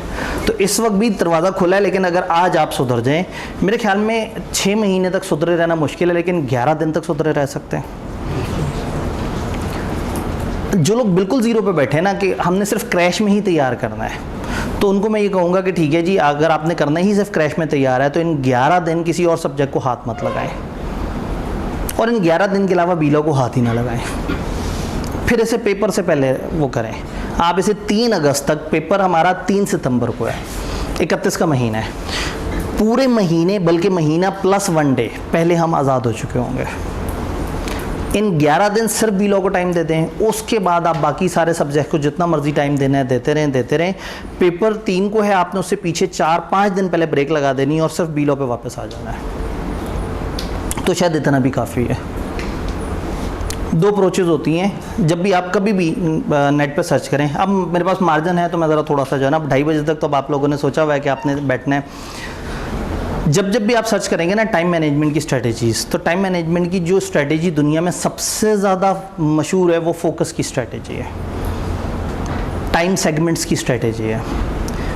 मैंने अगर एक किताब लिखनी है और मैं हर दिन अपनी टाइम में से को आधा घंटा निकाल के उस किताब को दूं और 6 महीने तक देता रहूं, तो शायद 6 महीने बाद किताब कंप्लीट हो जाए। मैं हर दिन उसे आधा घंटा दे रहा हूं। लेकिन अगर मैं 1 हफ़्ते के लिए लाहौर से चला जाऊं, किसी सहरा में चला जाऊं, एक रेस्ट हाउस में अपने आप को बंद कर लूं और 5 दिन तक सिर्फ किताब पे काम करूं, तो 5 दिन बाद किताब तैयार हुई हुई होगी। चूँकि मैंने सुबह शाम किताब पे काम किया होगा, मुझे ख्वाब भी उसी किताब के आए होंगे, मैंने सोचा भी उसे होगा, हर वक्त उस फ्रेमवर्क में होऊंगा। एक चैप्टर बैठा हूँगा तो दूसरे के चैप्टर को कनेक्ट कर रहा हूँगा। लेकिन हर दिन जब आधे घंटे के लिए मैं उस पर बैठता तो सोचता, अच्छा कल कहाँ काम छोड़ा था, अच्छा कल क्या सोच रहा था, अच्छा उससे आगे क्या करना है, अच्छा कौन सी चीज़ है, पता लगा जी 20 मिनट तो इसी में गुजर गए।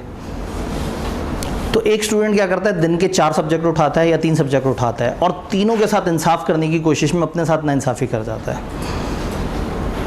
आप FR1 की बिल्कुल ऐसे ज़बरदस्त पीक पे पहुंच गए, 2 सवाल किए, आपने कहा चस आ गई, 1 सवाल और कर लिया ना तो ये टॉपिक दफन हो जाएगा, टाइम देगा। ओ नहीं, ये तो CMA का टाइम हो गया, उसको वहीं बंद किया और CMA उठा लिया। अब आधे घंटे तक तो दिमाग को FR1 से CMA पे लाते लग जाएगा और उसके भी सवाल के दरमियान में होगा, उसका टाइम ख़त्म हो जाएगा। अगले दिन FR1 शुरू करेंगे तो जो तीसरा सवाल है वो उस लेवल पे नहीं होगा जो कल वाला लेवल चल रहा था। तो अगर आपने दिन में 3 सब्जेक्ट रखे ही ना होते, रखे ही 2 सब्जेक्ट होते और हर सब्जेक्ट को 5-5 घंटे इकट्ठे दे दिए होते, 4-4 घंटे दे दिए होते, तो आप फोकस स्ट्रेटेजी भी फॉलो कर सकते हैं। अगर आपके 3 सब्जेक्ट हैं तो 11 दिन सिर्फ बीलो को दे दें। उसके बाद के आप 28 अगस्त 29 अगस्त तक 2 सब्जेक्ट डेली साथ करते रहें, उनको टाइम देते रहें और फिर दोबारा से बीलो को पूरा फोकस टाइम दे दें। तो टाइम मैनेजमेंट की सबसे बेस्ट स्ट्रेटेजी होती है कि आप कम चीज़ें ज़्यादा टाइम दें तो वो हो जाता है। हम 6 महीने 5 महीने पढ़ते रहते हैं और हमारी उतनी लेवल की तैयारी नहीं होती जितनी 11-12 दिन के क्रैश कोर्स से हो जाती है। बीलो ऐसा सब्जेक्ट नहीं है जिसके नाम पे ये 250 का हॉल भर जाए और हमको बहुत ज़्यादा इसको वो भी नहीं, बहुत ज़्यादा शोर शराबा उस तरह से भी नहीं है कि वो 25,000 दिनों से पोस्टें आ रही हों और उस तरह से करके। वो 2-3 दिन पहले हमने जो है पैगाम देना शुरू किया। हमारी अपनी क्लास का क्लैश है इस टाइम से। उस क्लास के भी कुछ बच्चे यहाँ बैठे हुए उदास होंगे, मेरे ख्याल में शायद बैठे ही ना हो। कोई है उस क्लास का जिसका क्लैश है?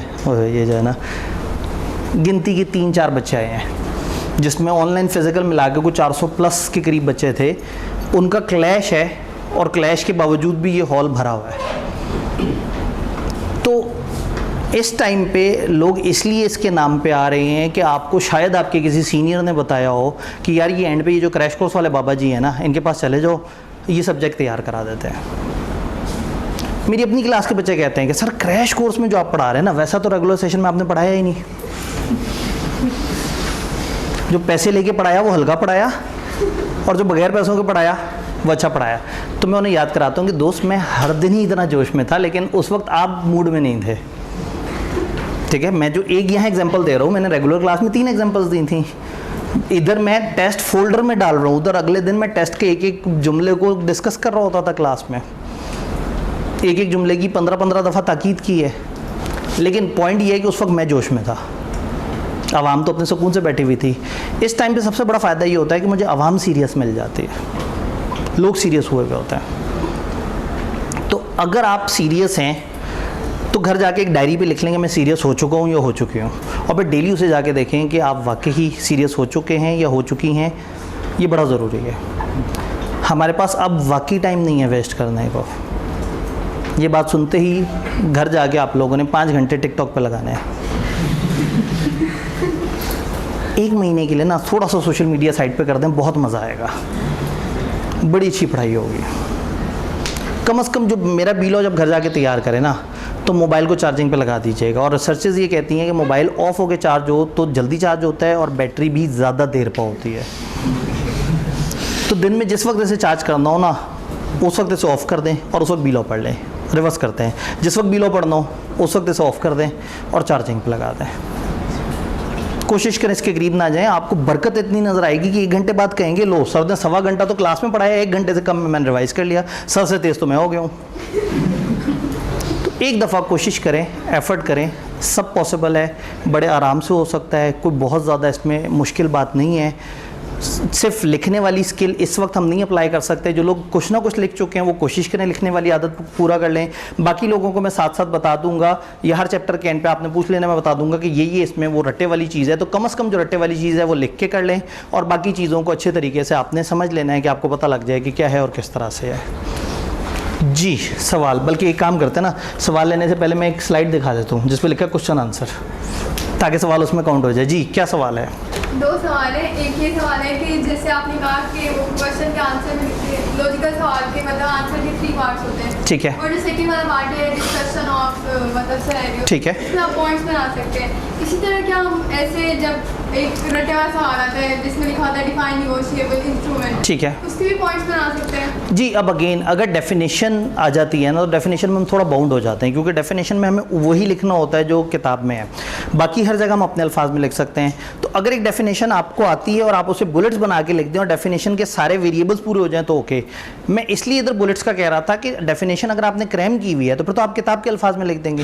लेकिन हमको कंफ्यूजन हो रही है कि उसमें कोई मतलब इंग्लिश की कोई मिस्टेक ना हो जाए, लेकिन उसकी वो सारी जो टर्म्स है उसके सारे एसेंशियल्स पूरे हो। जी बिल्कुल, अब ऐसी है, अगर डेफिनेशन आप लिख रहे हैं और आपको 100% क्रैम नहीं है और आप अपनी तरफ से उसके एसेंशियल पूरे करने की कोशिश कर रहे हैं, तो बस जहन में ये रखना है कि पर उसके 100% नंबर नहीं मिलेंगे, 1-1.5 नंबर कम ज़्यादा हो सकता है, क्योंकि सिर्फ definition is the only thing जहाँ क्रैमिंग शदीद ज़रूरी है, जहाँ आपने एज इट इज़ लिखना है। वो स्पेसिफिक जार्गन्स होते हैं जिनके स्पेसिफिक मतलब हैं, लेकिन अगर नहीं आता आपको स्पेसिफिक रट्टा और नंबर कुछ ना कुछ लेने हैं तो आप अपने अल्फाज में बुलेट्स बना के लिख दें तो भी चल जाएगा।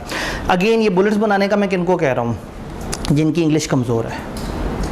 अगर एक स्टूडेंट कहे कि मैं पैराग्राफ में लिखता हूँ या लिखती हूँ और बड़ा ज़बरदस्त है, एक स्टूडेंट ए लेवल के बैकग्राउंड से है और उसको बड़ी अच्छी इंग्लिश की आदत है लिखने की, ड्राफ्टिंग की, तो उन लोगों के लिए बात नहीं हो रही है। 80 to 90% उन लोगों के लिए बात हो रही है जिनकी इंग्लिश राइटिंग थोड़ी सी कमज़ोर है। तो बुलेट्स में छोटे छोटे सेंटेंसेस बनाने से आप अपने ग्रामेटिकल और direct indirect active passive voice वाले मसलों से ज़रा बच जाते हैं। सवाल का दूसरा पार्ट क्या था? ये स्पॉटिंग नहीं है, ये वाला मतलब ये जो भी आइडिया है कि बुलेट्स बनाना, हाँ मतलब बुलेट्स बनाना वही बात है कि 80 to 90% लोगों के लिए रिकमेंडेड है, लेकिन जिसको उसके अलावा को और ज़्यादा अच्छे तरीके से आता है वो उस तरह से कर सकता है। पर दूसरा सवाल ये है कि जब हम ज़्यादा मतलब पढ़ रहे हो, मतलब 3-4 घंटे के कंटिन्यूसली पढ़ रहे हो, फिर उसमें आप एग्जॉस्टेड हो जाते हैं। आप बिल्कुल सही कह रहे हैं, 3-4 घंटे से ज़्यादा अगर पढ़ रहे हो तो बंदा एग्जॉस्ट हो जाता है। मैं ये चैलेंज करता हूँ कि नहीं कर पाते। मैं चैलेंज करता हूँ कि 3 घंटे से ज़्यादा पढ़ ही नहीं सकते, क्या है?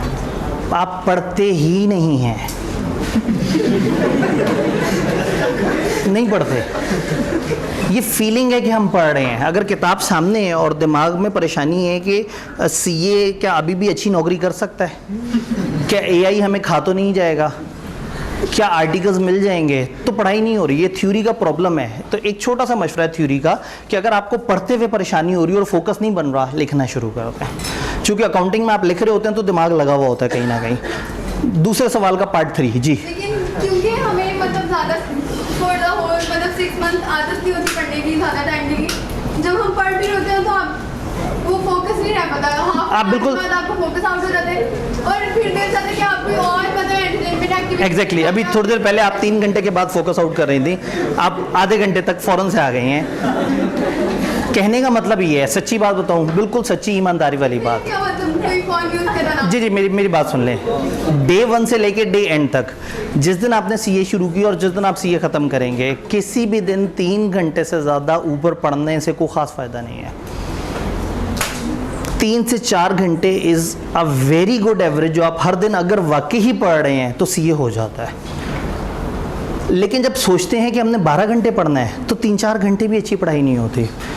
2 घंटे से ऊपर जाना शुरू कर देते हैं, टाइम रिवर्स चलना शुरू हो जाता है। अब जो पढ़ रहे हैं वो और दिमाग को खा रहा है, अगले सब्जेक्ट के भी ऊपर फोकस नहीं हो रहा। इसीलिए मैंने आपसे कहा कि बेस्ट है कि आप फोकस स्ट्रेटेजी कर ली कि इस वक्त सिर्फ बी लॉ पढ़ा। हम डेली जितना पढ़ रहे होंगे ना, घर जाके मेरा नहीं ख्याल आपको 3 घंटे लगेंगे, लग सकते ही नहीं 3 घंटे। हम जितना पढ़ेंगे घर जाके आप जो उसकी सिंगल रीडिंग देंगे ना, वो मुश्किल से होगी 50 मिनट 1 घंटे की। आप अगर डेली का लिखना भी शुरू कर देंगे ना, तो 3 घंटे ज़्यादा होते हैं और काम कम है। तो जहाँ आपको लग रहा है फोकस आउट हो रहा है, छोड़ दें पढ़ाई, क्योंकि वो 2 घंटे ज़ाया करने का फ़ायदा ही नहीं है। तो मैं यही कहता हूँ कि शिरक नहीं करना, एन्जॉयमेंट और पढ़ाई को मिक्स नहीं करना। आपको पता हो ये मेरे 2 घंटे पढ़ने वाले हैं, मैंने इसलिए कहा मोबाइल ऑफ करके चार्जिंग पे लगा दें। और जब पता हो ये 5 घंटे ये अय्याशी वाले हैं, फ़न टाइम करना है, तो फिर पढ़ाई सोचनी नहीं है। फेसबुक पे बैठे हुए किताबों का ख्याल आता है, किताब पे बैठे हुए फेसबुक का ख्याल आता है। जब पढ़ रहे होते हैं तो उस वक्त ये लग रहा होता है कि जी पता नहीं फ्यूचर में मेरी जॉब लगेगी या नहीं लगेगी, और ये सोचने की वजह से पढ़ाई नहीं होती, और जब पढ़ाई नहीं होती, पेपर पास नहीं होता, तो फ्यूचर में जॉब भी नहीं लगती। तो थोड़ा सा साइकोलॉजिकली आज अपने आप को मैनेज करना है। हम ज़रा एक आध और सवाल ले लेते हैं, क्योंकि जी यहाँ से कोई हाथ खड़ा था। सर वो आपने बताया कि एक क्वेश्चन के अगर 3 पार्ट्स हैं, तीनों को अलग अलग पेज पे। जी जी, आइडियल यही है। हाँ, लेकिन अगर 2 पार्ट्स आपस में मिक्स हो रहे हैं, अगर 2 पार्ट आपस में मिक्स हो रहे हैं, अगर आपस में इंटरकनेक्टेड हैं, तो फिर आपने क्या करना है, पेपर के टॉप पे क्वेश्चन नंबर 8 लिखा, पहली लाइन के सेंटर में, पहली लाइन पे आप आए और ब्रैकेट में लिख दिया पार्ट ए एंड बी, ताकि आपके थंबनेल के टॉप को देख के वो आपके रेलेवेंट क्वेश्चन में उसको प्लेस कर सके। अगर ए और बी का जवाब इकट्ठे देना है, एक टेबल में देना है या मिक्स करके जवाब देना है, तो फिर उसको अलग अलग पेज पे ना करें। टॉप पे मेन सवाल का नाम लिखें और नीचे ब्रैकेट में वेरी फर्स्ट लाइन में सेंटर में आके ब्रैकेट में लिख दें ये पार्ट ए और बी है। जी, बी लॉ से रिलेटेड कोई कंफ्यूजन माइंड को फ्रेश करने के लिए क्या करें? जी, अगर आप आवाज़ार हो गए हैं तो माइंड को फ्रेश करने के लिए क्या करें, कैंडी क्रश खेलें। ऐसी गेम खेलें जो अकेले खेलनी है, ऑनलाइन ना हो। कोई रेसिंग गेम खेल ली। अब अगर ऑनलाइन जाके लोगों के घरों को जला के आ रहे हैं और फायर करके आ रहे हैं, तो वो तो ना ख़त्म होने वाली एंटरटेनमेंट है ना, उसमें तो आप हर वक्त ही एंगेज रहेंगे। ऐसी गेम जो 15-20 मिनट के अंदर आपने खेला, आपका माइंड फ्रेश हो गया। और माइंड फ्रेश करने की तब ज़रूरत पड़ेगी जब आप आवाज़ार हो। आप पढ़ाई के सेगमेंट्स ही मुनासिब रखें, 2-2 घंटे के सेशन रखें, मत रखें लंबा सेशन। अकाउंटिंग में लंबा सेशन रखा जा सकता है, क्योंकि आप सवाल कर रहे होते हैं और दिमाग थोड़ी लग रहा होता है, आप तो बस स्टेप्स पूरे कर रहे होते हैं। 1.5 घंटे बाद पता लगता है गलत था। थ्योरी में तो 10 मिनट में ही पता लग जाता है ना कि नहीं आता।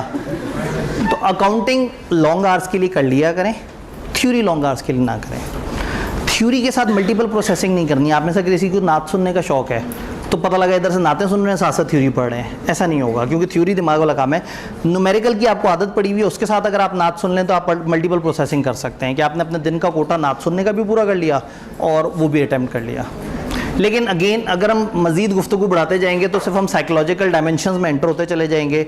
बहुत सारे मसले, बहुत सारे इशूज़ हैं। तो भी मेरे पास सामने यहाँ पे इंडिविजुअल क्यूरीज़ के लिए भी एक ऑप्शन मौजूद है, 3। जज़ाकल्लाह। आतिफ आब्दी fca@gmail.com ये एक ईमेल है। आप में से किसी का भी कोई इंडिविजुअल ऐसी क्यूरी जो आपको लग रहा हो कि हाँ भाई मेरा इंडिविजुअल सवाल है और उससे बाकी बच्चे परेशान हो सकते हैं, तंग हो सकते हैं, तो आप इस पर ईमेल पे कर सकते हैं। क्रैश में हमारे पास टाइम कम होता है। मैं क्या करूँगा, मैं सेगमेंट में पढ़ाने के बाद 20-25 मिनट का हमने पढ़ा, उसके बाद रुक के आप लोगों से मैं खुद सवाल ले लिया करूँगा। फिर भी अगर आपका कोई सवाल मिस हो और क्लास की वजह से आप ना पूछ सकें, टाइम की वजह से ना पूछ सकें, तो ये ईमेल आपके पास मौजूद है, आप इस पर वो कर सकते हैं। मेरे साथ जो दूसरे टीचर हैं सर उसामा, नीचे उनका नंबर भी है, वो व्हाट्सएप पे काफ़ी एक्टिव है, मैं उधर बिल्कुल फारिग हूँ। मैं ईमेल पे बहुत एक्टिव हूँ, तो वो ईमेल वाली साइट पे नहीं है। तो जिनको व्हाट्सएप का मसाला चाहिए वो भी मौजूद है, और जो ईमेल कर सकें ईमेल भी मौजूद है। तो आप कोई भी इंडिविजुअल क्यूरी हो, कोई इशू हो, परेशानी हो, आप लोग मुझे भेज दें। मैं इंशाल्लाह ताला कोशिश करता हूँ जो सवाल जवाब वाली ईमेल्स होती हैं वो विद इन अ डे कोशिश करता हूँ रिप्लाई करूँ। हाँ, अगर एक ऐसा हो कि जी मुझे समझ नहीं आ रही मैंने सीए छोड़ना है या नहीं छोड़ना, ये एक ऐसा सवाल है जिसको शायद मैं 2-3 दिन बाद ईजी हो के लंबा चौड़ा राइटअप के साथ या लंबे चौड़े वॉइस नोट्स के साथ एक्सप्लेन करूँ। डन। तो क्या हम कल से पढ़ने के लिए तैयार हैं? हर दिन हमने क्लास इधर लेनी है और घर जाके 3 घंटे से ज़्यादा नहीं पढ़ना।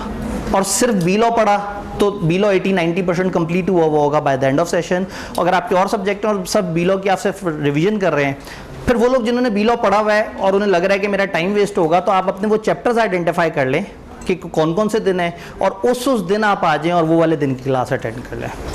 लेकिन एक दफ़ा घर बैठ के अगर आप सोचें कि मैं खुद से रिवाइज़ करूं तो इतने फास्ट तरीके से घर बैठ के रिवाइज़ नहीं हो सकता जितना एक टीचर की मौजूदगी में हो सकता है। तो कल से क्लास के साथ साथ ड्राफ्टिंग सेशन भी होगा, तो आपने जहन में रखना है कि हमारी मतलब 1.25 घंटे की ये क्लास और 1 घंटे की इसके फ़ौरन बाद क्लास, और एक डिफरेंट रूम में भी होगी। वहाँ थोड़ी सी कैपेसिटी का मसला है लेकिन उतना ज़्यादा मसला नहीं है, तो होपफुली वहाँ पर चीज़ें एडजस्ट हो जाएंगे। मिलते हैं इंशाल्लाह ताला। अच्छा, वापसी का एक छोटा सा प्रोटोकॉल होगा। ख़वातीन ने जब एंड ऑफ लेक्चर के करीब ज़रा ज़्यादा अलर्ट रहना है, पहले ख़वातीन निकल जाएंगी, फिर बाकी, क्योंकि बाहर भी कुछ लोग अंदर आ रहे होते हैं, तो बेहतर ये है कि हम पहले रूट को बेहतर मैनेज कर लें। तो पहले ख़वातीन निकल जाएं, फिर बाकी लोग जो है